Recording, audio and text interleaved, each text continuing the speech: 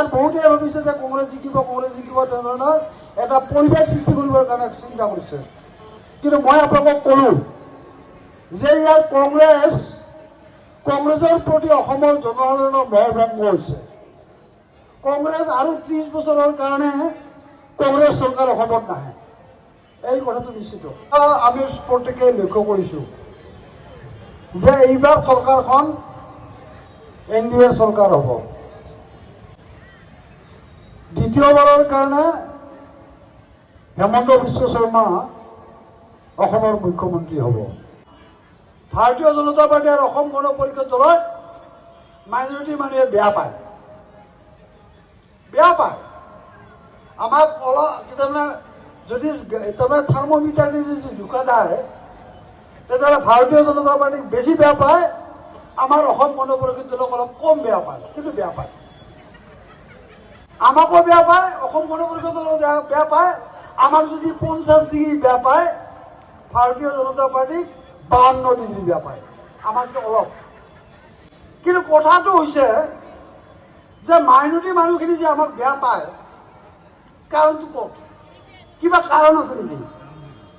এটা মই আপোনালোকক কৈছোঁ যে হেমন্ত বিশ্ব শৰ্মাৰ মুখ্যমন্ত্ৰী হেমন্ত বিশ্ব শৰ্মাৰ শাসন কৰি আছে, বিভিন্ন আঁচনি লৈছে, অৰুণোদয়, উদ্যমিতা, CM ত্ৰিপুলে এনেধৰণে বিভিন্ন আঁচনি লৈছে, PMY।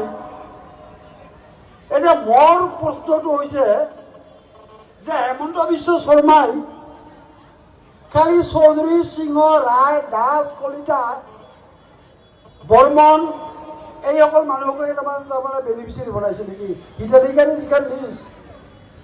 হিতাধিকাৰীৰ যিখন লিষ্ট, অৰুণোদয় পোৱা আঁচনিৰ যিখন লিষ্ট, সেইখন লিষ্টৰ কি উপাধিবিলাক কি সিংহ, ৰায়, বৰ্মন, চৌধুৰী, কলিতা, গোস্বামী এই জাতীয় নেকি?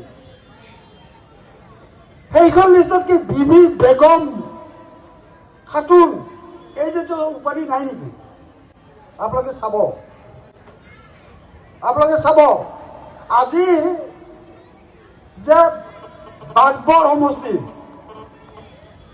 100% মাইনৰিটি মানুহ, আজি সৃজনগ্ৰাম সমষ্টিৰ 100% মাইনৰিটি মানুহ। আজি যদি আমি চাওঁ যে মানগাছাৰ সমষ্টিৰ 100% মাইনৰিটি মানুহ। এতিয়া এই যে CM ত্ৰিপুলে, অৰুণোদয়, উদ্যমিতা, নিযুত মইনা এই আঁচনিবিলাক তাত হোৱা নাই নেকি?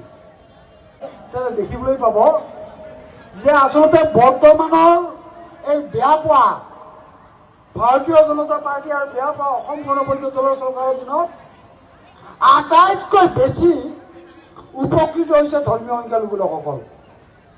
আমি প্ৰমাণ কৰি দিম।